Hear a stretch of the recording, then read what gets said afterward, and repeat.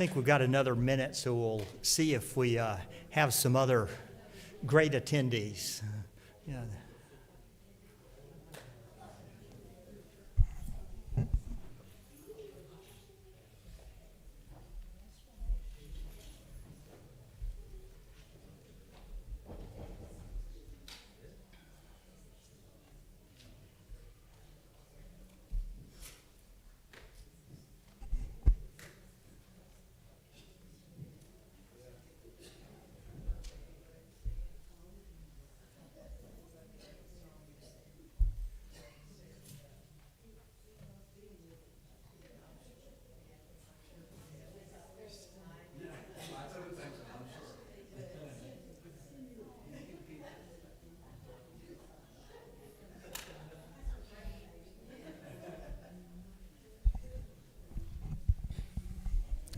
I think we've got a quorum here.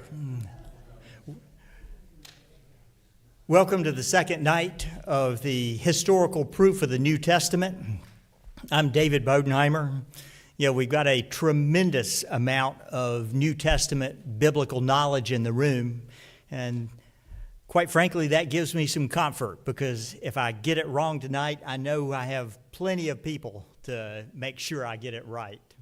So thank you for being here. I know particularly for Ken and Chris, this has been a long day. They started at the pier, and many, many hours later, they are still serving God and the church. So thank you. Thank you for all of you that are here. With that, we've got a wonderful turnout tonight, and I did get into trouble with Michelle for not getting an accurate count last week. So we'll have you give a thumbprint on the way through. But with that, I think we've got the great team here tonight. So let us start with a prayer, and then we'll move into the program. Father God, we thank you for your Son Jesus. We thank him for his sacrifice, for his death and resurrection for our sins. We thank him for his ministry, for the great commandments, for the Great Commission, the Lord's Prayer, the many teachings of wisdom that he passed down to us. We thank him for his word and his truth. They crucified him to stop the truth. They stoned his brother James to stop the truth. Nero murdered Peter and Paul to stop the truth. And they're still killing us today. But the only thing that can stop the truth is us. The only thing, if we don't pass on the word and the truth of Jesus Christ. Lord, I pray for courage for our faith. I pray for courage that we will share our faith. I pray for courage that we will speak the truth in the face of evil. And I pray that we will have the courage to carry out the Great Commission to make disciples of all the nations to your glory. In your name we pray. Amen.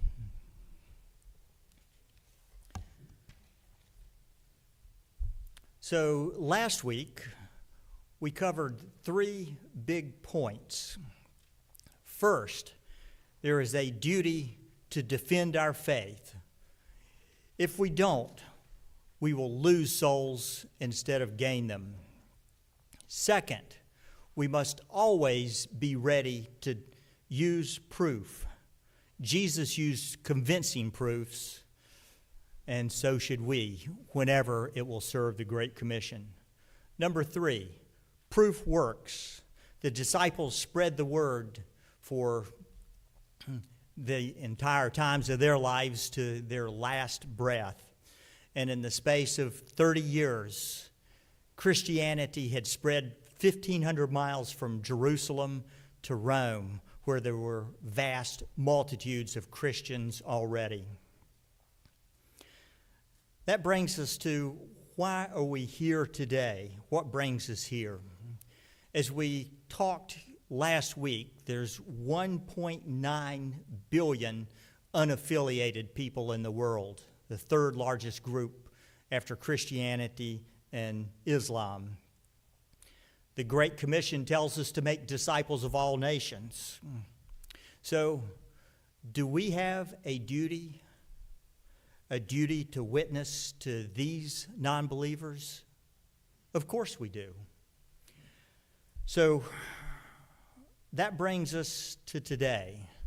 And the topic for today is, did Jesus exist? And before all of you start running for the door saying this is the stupidest thing that has ever been taught in this entire sanctuary, hear this. As Pastor Lyle covered this morning, we are in the midst of spiritual warfare.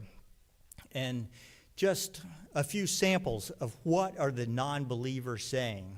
Well, Robert Price, an atheist, one of the more prominent, says, it is quite likely there never was a historical Jesus. Sam Harris, the angry atheist, said, there's no more evidence to believe that there's a Yahweh and a Satan than that Zeus is still perched on his throne. And by one count, one of the experts said, there's been over 100 books in the past 200 years, that say Jesus never existed. So that's the landscape that we are dealing with. Interestingly, that is a new problem.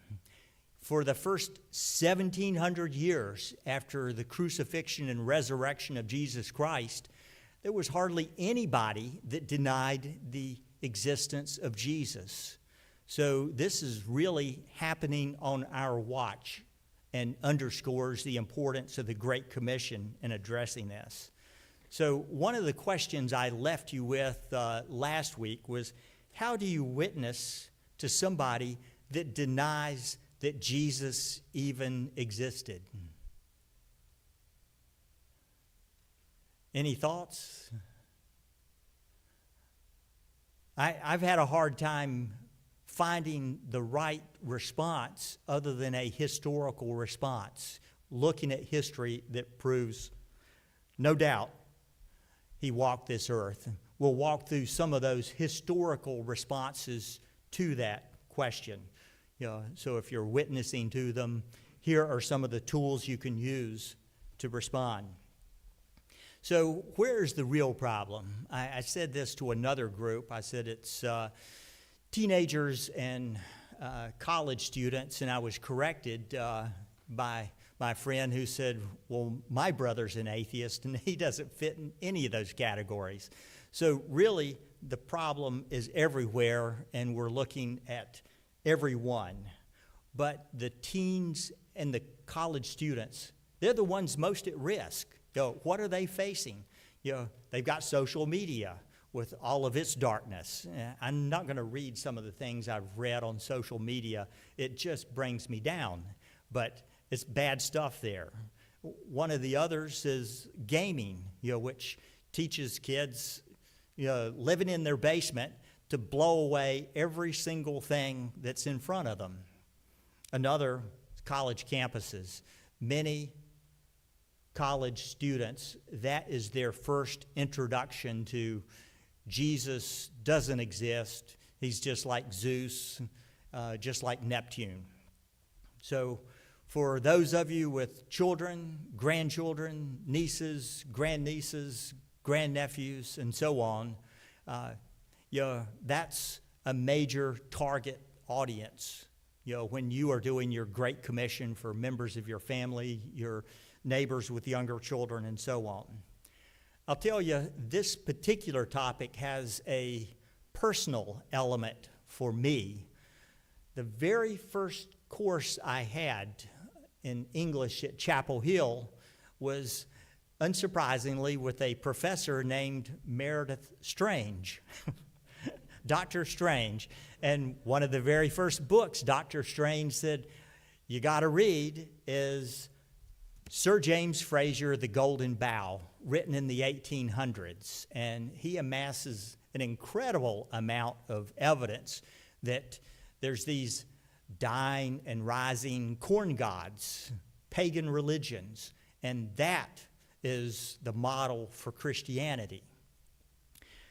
I didn't know what the response was. I knew in my heart that's wrong, but if somebody came to me and said, pagan corn god, what's the answer? And so that is part of why this course exists and this night's materials exist to answer that question. And bottom line is, it's historical as well as in our hearts and our souls. But we'll get some answers. We'll turn to tab 2 of your book, to page 2. And that's where I want to focus the argument. What I was looking for here were knockout punches. One of my target audiences are Christian athletes, the FCA, other young people, and they need what a friend called a handle, something to knock them out, with one sentence, one punch. And there's different places that we could start this, but what do the experts say? People that are trained in religion, history, philosophy, all of the courses in a university. This is unbelievable. 99% of those scholars agree without a doubt that Jesus existed. Now think about that. How many things in this divided society do you know where 99% of the people agree? I tried to think of examples. I thought, well, we probably, if we did a survey, we could get 99% of the people to agree you shouldn't put ground glass in your coffee. Beyond that, I don't know. So this is a big fact, but there's a bigger fact. Bart Ehrman is like the giant of atheists. He's one of the most recognized atheist scholars.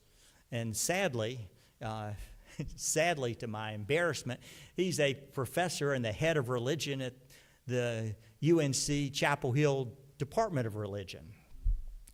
What does he say? And I don't know of any atheist anywhere that don't quote Bart Ehrman. Yet Bart Ehrman says the view that Jesus existed is held by virtually every expert on the planet. Every expert on the planet. Think about that. And even an atheist is admitting this. Now, I want to underscore just how important this piece of evidence is. I'm going to do that. I'm going to pick a fight with one of my best, longest-term friends, Tom Jarvis. He's literally my best brother of a different mother. We've known each other for 50 years. And now picking a fight with Tom is not smart at all. He's an internationally recognized patent litigator. He's won billions for his clients. So I probably should pick somebody else to have this fight with. But I'm going to have this fight with Tom, and here it goes. Tom, the earth is flat. Now, David, we've known each other a long time. You're a mighty good lawyer. But I really wonder about your understanding of astrophysics. Do you really believe the earth is flat? Well, see, Tom is starting to attack my character, so I'm going to have to bring some evidence. The evidence is I stood out on Oak Island Beach, and I looked out, and that horizon looked about as flat as it could possibly be. So, Tom, I have evidence the earth is flat with my own eyes. And you have a pretty good reputation. You wouldn't want to soil it by spreading false information, would you? Well, tell me, Tom, do you have any evidence? Well, I do, but I just want to make sure you're committed to this thing, and you wouldn't say this lightly. Oh, I'm locked in. Yeah, you can't move me. I'm a man with powerful technology. I've got a flip phone. So do your best. So, Dave, you've left right, and you seem kind of flat, but you stood up on the deck of your house and looked out over the ocean, haven't you? Well, it was pretty flat. Yeah, So well, what evidence do you have, Tom? you notice that as ships sailed away, for a while you could see the entirety of the ship, and then the hull begins to disappear, and you can only see the towers. Isn't that right? I think they were probably eaten by monsters. What else do you have? Yeah, so they're sailing over the curvature of the earth, I think. You've been to the top of some skyscrapers, haven't you? Oh, a few times. And if you look out from the top of the skyscraper, you can see further than you can see from the ground. That's right? Oh, that makes me dizzy, Tom. I don't look out there. Yeah, What else you got? We'll agree on that one, right? Okay. Yeah. And so you've taken some science courses. They taught you the earth was round. Well, they taught me about Darwinism. I couldn't give much credence to that. Okay. And you've noticed that when there's an eclipse, that the curvature of the earth is shown in the shadow. Isn't that right? Well, that's true. You're coming up with a lot of evidence here, Tom. I think I'm going to have to give it to you. I don't believe I can rebut all this evidence. And that's important because you were committed to the idea the earth was flat. And when a party opponent in courts admits that they're wrong, that's some of the strongest evidence of proof. You'd agree to that, wouldn't you? I do agree with that. You and I have both won a few cases, not out of the mouths of our own witnesses, but off the party opponents. As I like to say, an admission by your opponent is a knockout punch. It's lights out, down they go, the case is over. You get, in my case, a few dollars, and Tom would get billions. But I want you to know that this, I believe, and Tom agrees, is some of the most powerful evidence you'll come across. And that's one of the reasons I put this up front. If Bart Ehrman says it, it pretty much stops the debate because the atheist is going to be relying on Bart Ehrman, and their best expert says Jesus exists. And I spend this amount of time on this point because when we go through the historical evidence, the proof, we're going to see this same theme coming up over and over and over again. And the place that you know it best is Paul was the most fierce opponent of Christianity. And then when he saw Jesus, he became one of the most powerful advocates for Jesus. Another great example, Paul admits that Jesus rose from the dead. He saw Jesus, with his own eyes. So I will be coming back to this theme. It goes under different names. For Tom and I, we refer to it as opponent admissions or binding admissions. Historians like Gary Habermas refer to it as enemy attestation. I kind of like that, the enemy. For you can just think, I just got my bad person to admit I'm right. I win. So we'll be covering more examples of that. But on this same page, we've got a list of what the skeptics say. Bart Ehrman, atheist. John Dominic Crowson, he says there's no resurrection, but Jesus is a historical figure. I mentioned Herr Rudolf Bultmann last week, and he says, if you're sane, no sane person would deny that Jesus exists. And on page 5, you can look at that at your convenience, but they refer to the arguments of the mythicists, the ones that say there is no Jesus. They're completely spurious, they ignore the evidence, and they look foolish, so on. There's no there in the expert world. So you can start it off with 99% of the experts agree, and even the atheists that know anything, they also agree. The second point is multiple independent sources.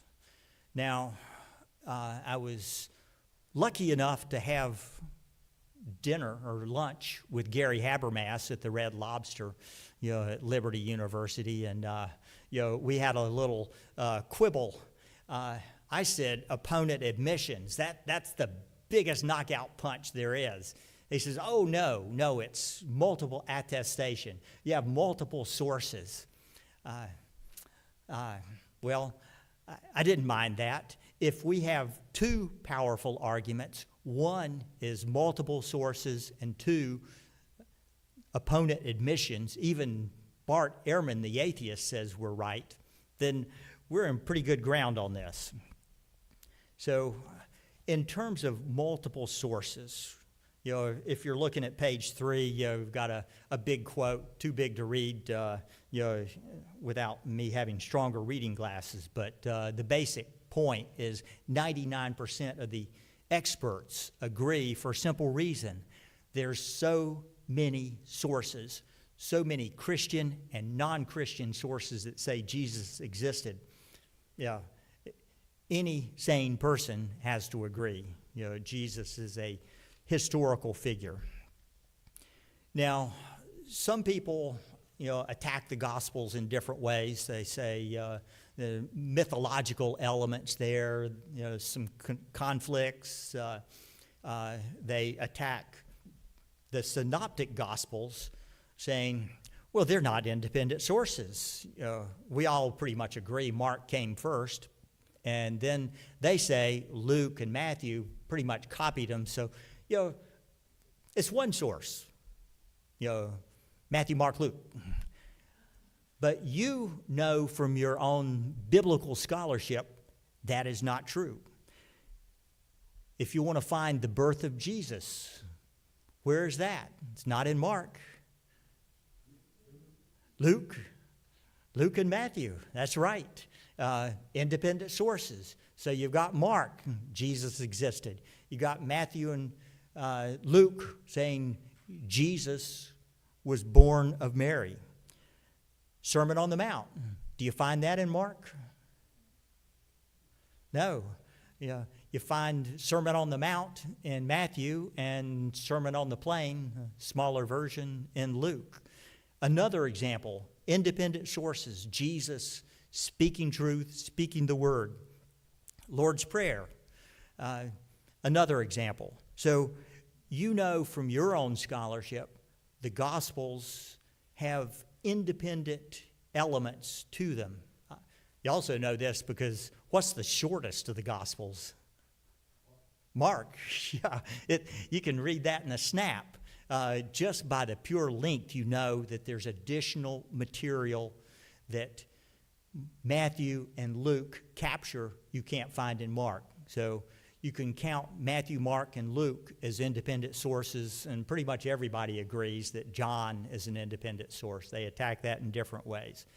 But there's another component to this. If you look at Luke 1:1, right in the front, he says, many have undertaken to compile an account of the things accomplished among us.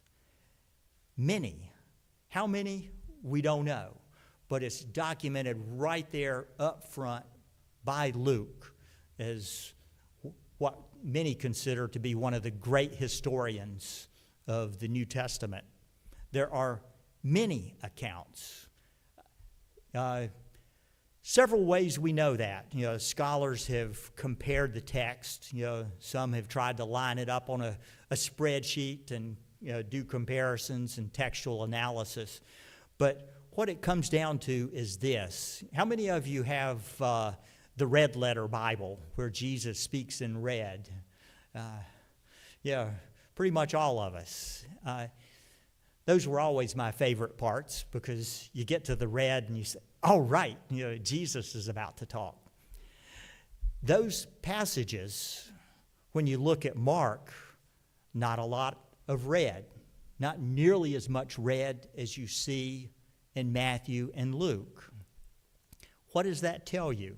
The quotations from Jesus seem to have come from another source, just as Luke tells us. Many have undertaken to compile an account.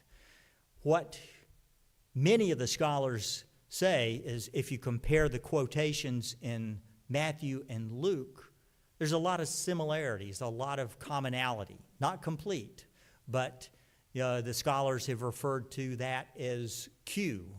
And you actually have scholars that have compiled what they see as the likely sayings in that independent source. Nearly all the scholars view this sayings of Jesus as an independent source. Even Bart Ehrman, the other atheist, refer to Q. I always think of it as quotations. It's actually a Greek word, kale, but for source, I believe.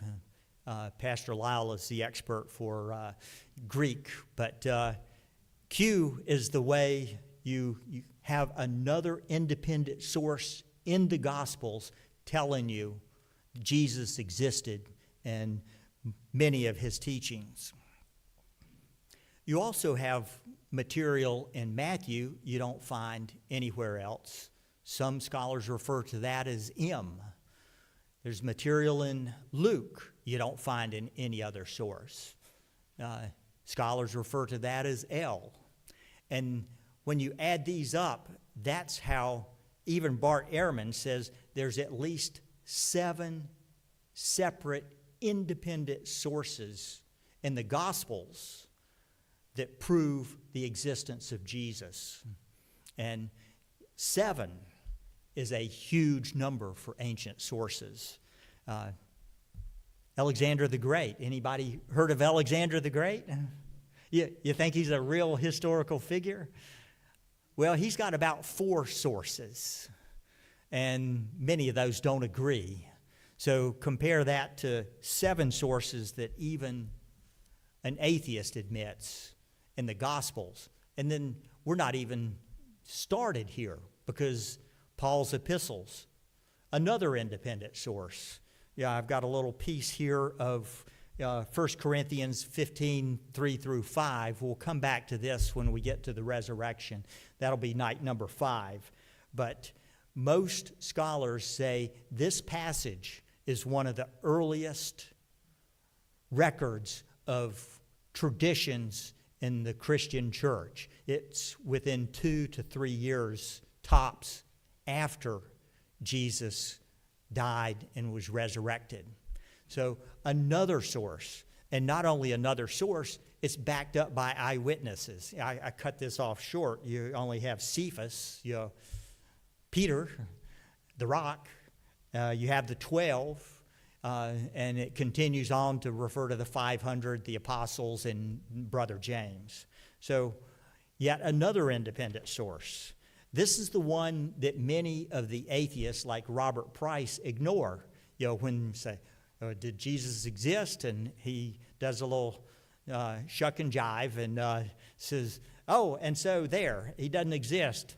He's called out by the atheists like Maurice Casey and Bart Ehrman. You didn't even mention 1 Corinthians, which is some of the most powerful evidence, not only that Jesus existed and was seen by eyewitnesses, but he died, was buried, and rose from the dead. And then the book of Acts, I love the book of Acts. There's so much history there. That is night number 8, but it is well documented, and it supports nearly every single theme that we cover in this 8-week course. So right there you have a bunch of Christian sources, more than you have for any other historical figure. And we'll do a comparison of that next week when we get to comparative proof. But the non-Christian sources, this is staggering.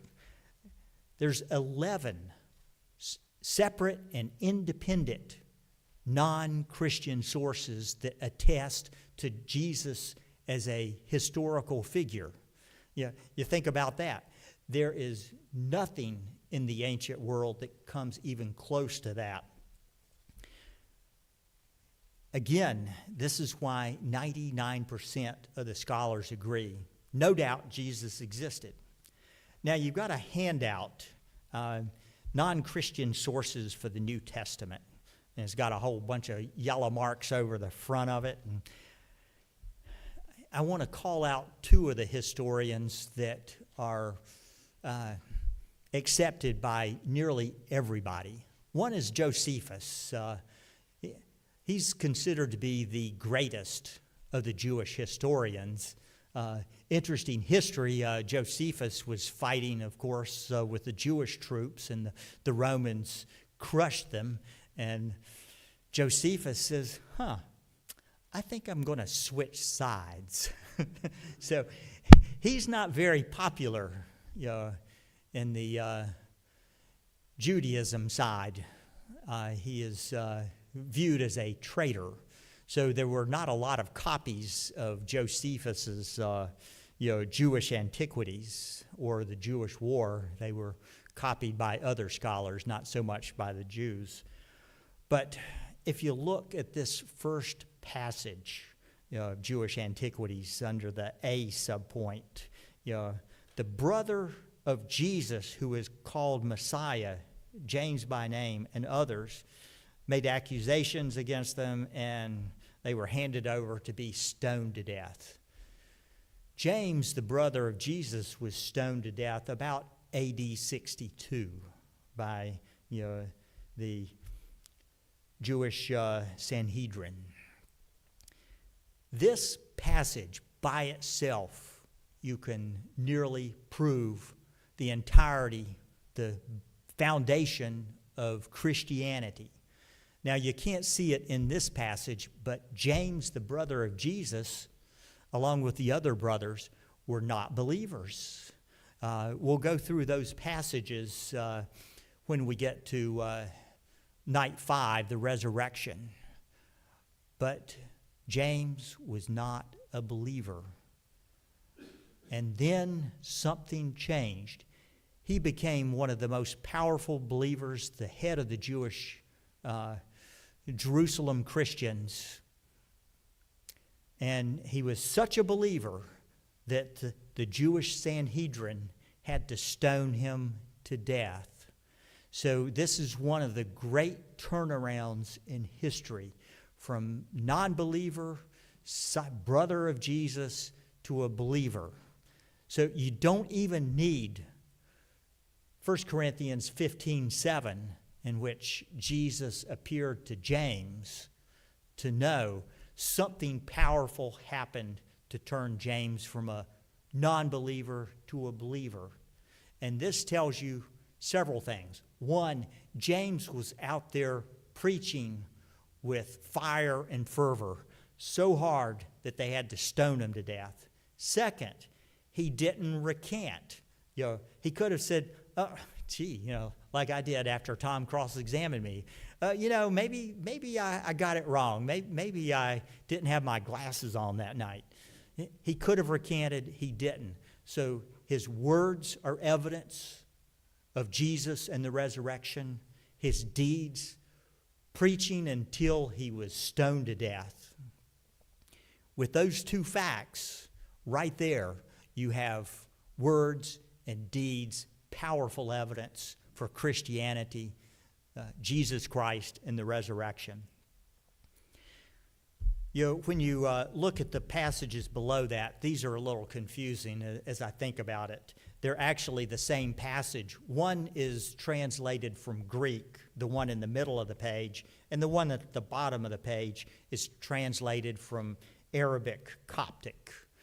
And there's some question among scholars. Well, there were some additions made by the Christian scribes. They really liked this passage of Josephus, and they added some special words in there, some Christian words. What you have in front of you are the ones with those words removed, and about 80% of the scholars say, this is defensible text. And you've got everything. Jesus existed. He was crucified at the hands of Pontius Pilate, hanged on the cross. He was a performer of startling deeds. This is a term that Josephus applies to a few other Jewish prophets who were able to perform miracles. So Josephus is acknowledging Jesus not only as somebody that existed, was crucified, but also a miracle worker. The passage that I particularly like, is the end, the block in the middle, the very last two lines, the tribe of Christians named after him has not died out. Think about this. This is written somewhere around AD 90s. So Jesus has been crucified in AD 30. James has been stoned to death in AD 62. Peter and Paul have been slaughtered by Nero in the mid-AD 60s, somewhere between AD 64 to 66. Yet, they did not stop telling the truth after that level of persecution. And when I read this and think about it in today's world with children being shot while praying, messengers of Jesus standing up on college campuses and being shot, what does that teach us out of this passage, this non-Christian passage? We have to stand up too. We have to keep speaking the truth. On the back of that page, if that's not enough evidence, we have Tacitus, who has been called the greatest Roman historian. And he refers to the founders of Christianity, Christ. If you read that passage, you can tell Tacitus is quite hostile to Christianity. He's not going to give up anything, any admission, unless it's fully supported by historical facts. Another example of an opponent admission, your enemy is admitting this, and he admits that Christ was executed on the orders of Pontius Pilate. He also says in Rome there was a vast multitude that were convicted, a vast multitude of Christians. This is AD 64. You're talking 34 years after the crucifixion and resurrection. Within 34 years, this is proof that Christianity had not only spread 1,500 miles from Jerusalem to Rome, but even more importantly, there were a vast multitude of Christians, not only in Rome, but the ones that were condemned. And even though this is almost too awful to contemplate what they did to them, you've heard the stories, but right here you know that they were put on crosses and burned alive for the sport of Nero. Yet, did they stop speaking the truth? The truth carried on after Nero, and Christianity, as we discussed last week, by 84 years after the crucifixion and resurrection, the pagan temples were empty. They couldn't sell animals for sacrifice. So for me, when I read this passage, and I think, why did 99% of the scholars agree that Jesus existed? This is slam dunk from a hostile witness, as if we needed more hostile witnesses. So let me move to another topic. I'll skip the bottom of page 5. Essentially, that's the atheist experts saying that the atheist amateurs are stupid. Some fun quotes, but I'll skip that in the interest of getting to evidence. The atheist scholars that have done their homework say, the people that deny it just look foolish in denying Jesus. Now, before you walk out on me on this last topic, let me make sure we're all on the same song sheet. I think we can all agree that the Great Commission duty to make disciples of all nations apply to everyone, all religions, right? No dissent. Of course that's right, because Jesus made it clear, certainly in Matthew 28:19, all nations, and said the same in Acts, I believe it's Acts 1:8. But last week we talked about the world's largest religions. Christianity, 2.3 billion. Islam, Muslims, 2 billion. It was striking to me that those 2 billion Muslims believe in Jesus. It's right there in their Quran. And I doubted that. Like Tom and like Craig, I'm an evidence guy, and I've got to see it. And I went into my English version of the Quran, and sure enough, right there is Jesus in the Quran. And there's Mary, the mother of Jesus, and Jesus, virgin born. Jesus taught by God himself, the wisdom of the Torah and the Gospels. Jesus is a miracle worker. He heals the blind and the lepers, and he brings the dead back to life. And that's said in a couple of places in the Quran. And Jesus is a prophet. So what does this tell us? Anybody that denies that Jesus existed as a historical figure, there's 4.3 billion people that will say, our book says you're wrong, and Jesus did in fact exist, not just as a person, but as taught by God, as a prophet, as a miracle worker, as virgin born. So then you take the atheist scholars we've already covered. We've got a huge percentage of the entire universe that acknowledges Jesus, not just as a man, but as taught by God, as a wise man, a miracle worker, and a prophet. So where does that leave us if we are carrying out the Great Commission with Muslims? There's a couple of dividing points. I'm sure there's more. If you read Nabil Qureshi's book, No God But One, he goes through systematically comparing the proof of Christianity and Islam. And in each case, being a former Muslim, he, not surprisingly, concludes the evidence is all on the side of Christianity.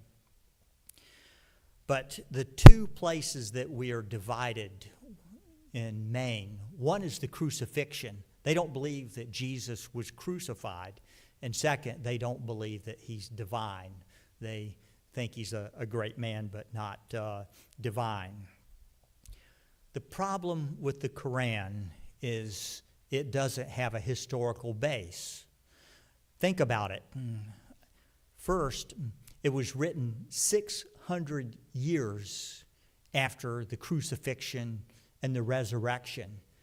There's no Muslim eyewitnesses left to say, no, that wasn't Jesus on the cross. Actually, I get them confused all the time. That was actually Jude up there. So problem number one, no historical basis. And the second is, think about how crazy that is. The Jews so wanted to kill Jesus that they made sure it happened. The Romans wanted to make sure to maintain civil obedience. They wanted to make sure Jesus was crucified. They all had an interest in making sure it was Jesus. And if there was any doubt, then that body would still be in the tomb. Tomb's empty. If that tomb was not empty, what would be the first thing the Jews and the Romans would do? That's right. They would pull that body out of the tomb and they would wheel it through the entire streets of Jerusalem and say, here's the body. So that's a place that you can open a discussion. You know, if you are carrying out the Great Commission with a Muslim, to say, we agree on many things right here in your Quran, but let's talk a little bit about the crucifixion. It's an opening. It's an opportunity. So, summing it up, the evidence for Jesus' existence is overwhelming beyond what anybody that actually looks at evidence can deny. The reason Tom asked a great question, why would I start with the expert?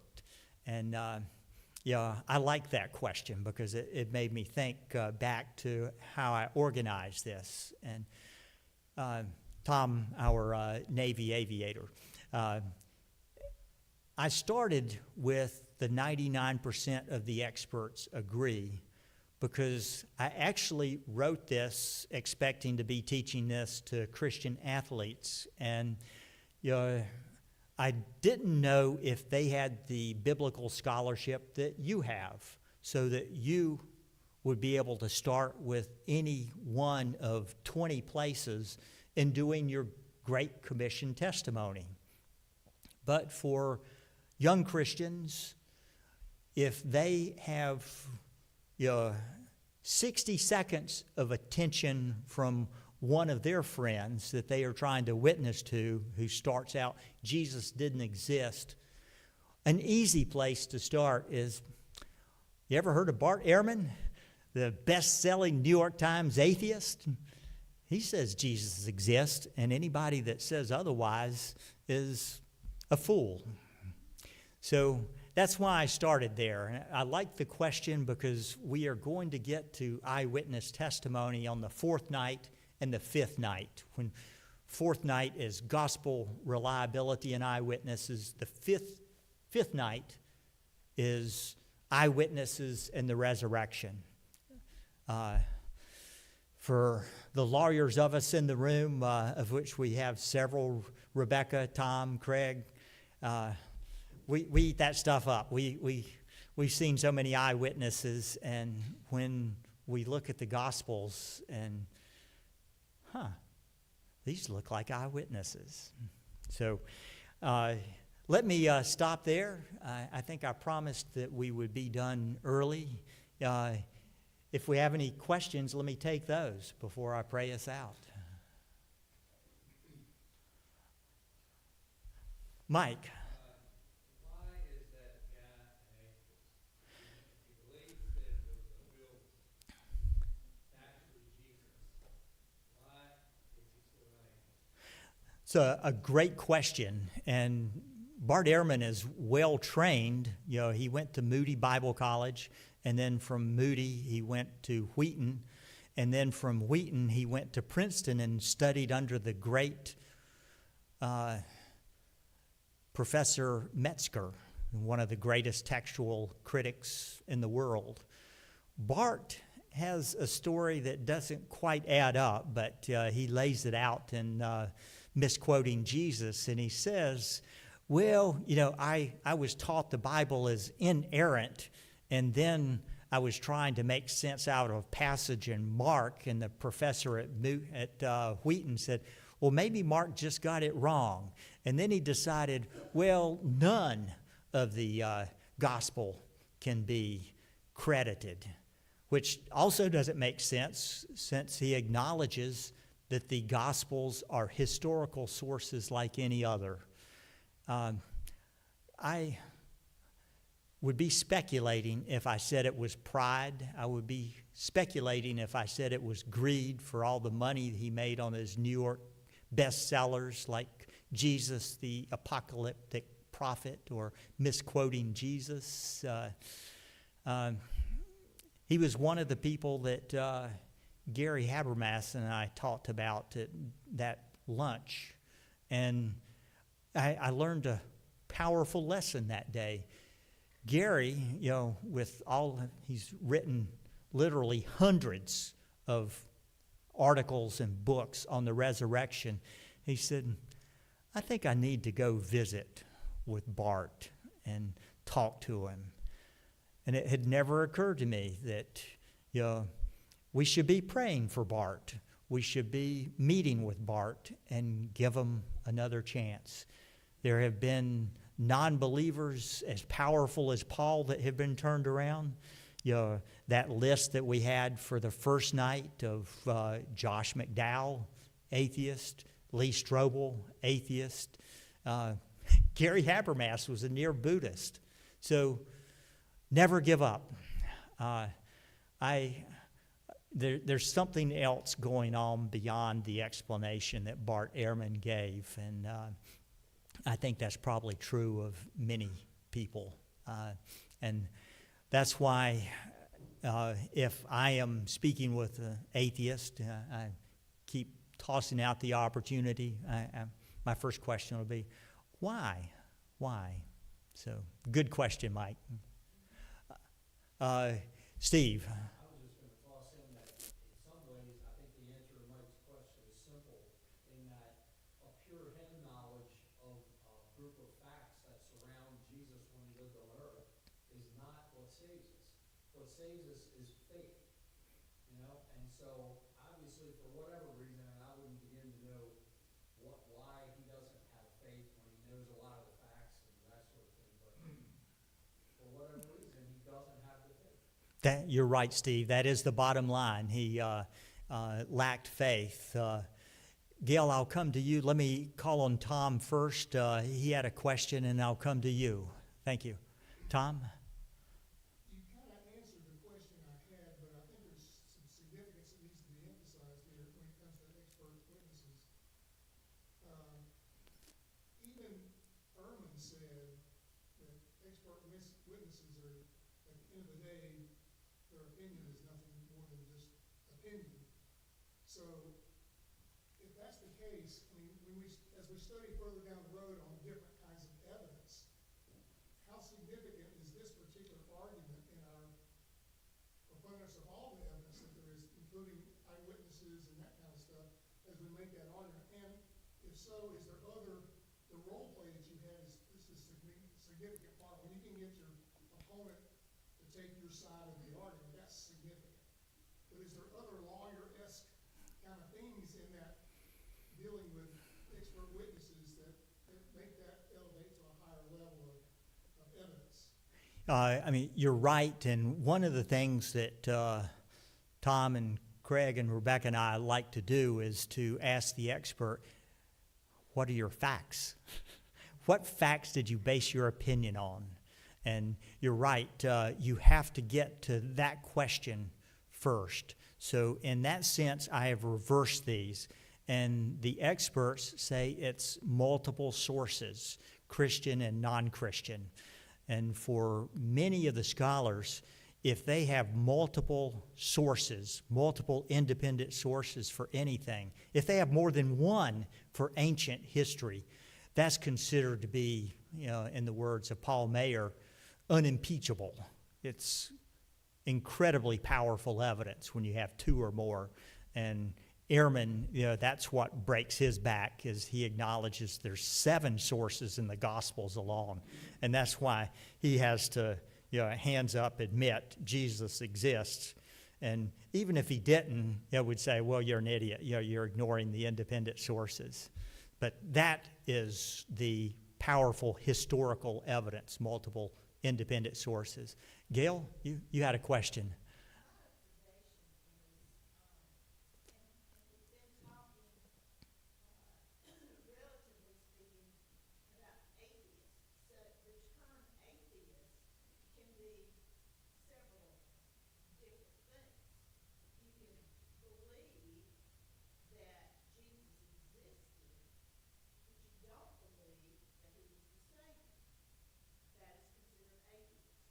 Another term for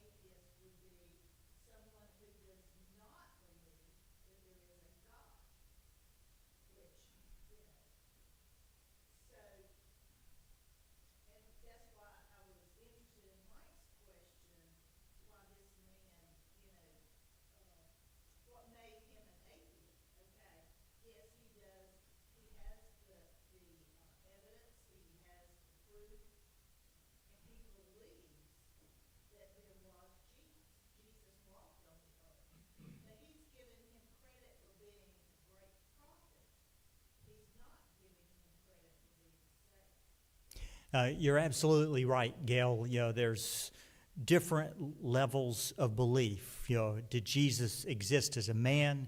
Did he exist as a prophet and miracle worker? And is he divine? And we'll cover the divine element of that in the seventh of these study nights. Atheists, there's different reasons for them, but they all come down to one thing. They don't believe in God. There is no God. And then agnostics, they say, well, there's no evidence of God. I'll wait until I see him. Might be too late. And the saddest of all of these groups are the unaffiliated nones. So on the checklist, they check religion, none. And I find that, for some reason, to be the saddest, because they don't believe in anything, nothing. So, that's disturbing. But, we have to take this in steps. And if we were ministering to Bart Ehrman, at least we wouldn't have to convince him Jesus exists. We've got to start at a higher level with Bart and say, well, let's go to the next level. You've simply defined miracles away, or you have denied the deity of Jesus, and we'll disassemble that argument on night 7. So, the idea is, we build our evidence and we take them as they come to us.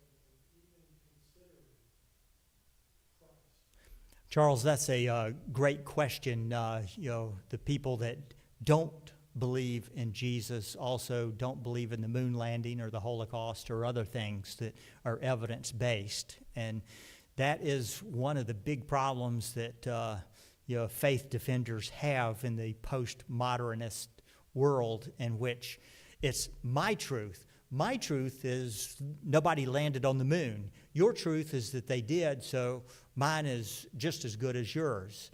If they don't believe in evidence, then apologetics is probably not the way to get them there. They may need a intervention like Paul had to bam, and whoa. Or there's other types of big events. One of my friends, his brother was an angry atheist. I might have mentioned this last week, who would just get in your face if you said Jesus. And their mother died a few weeks ago. And my friend sat down with him with this book and walked him through it, and he was listening. So big events, powerful events that they can't deal with otherwise, might bring them to the point of, I'll listen now. So we need Jesus to intervene in some of these as well. So thank you for the question. And Bonnie, you had a question.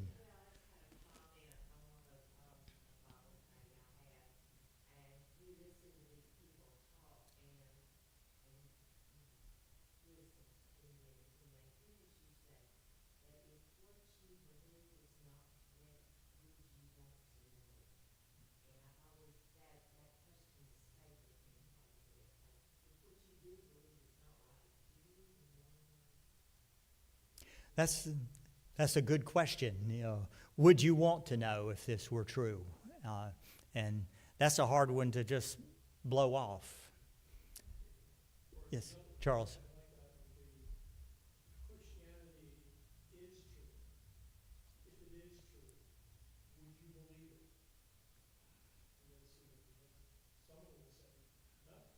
Yeah, I mean, there's some of them that no matter what you say, and those are the God problems. You know, God help us with this person to bring, you know, a ray of light so we can start the dialogue.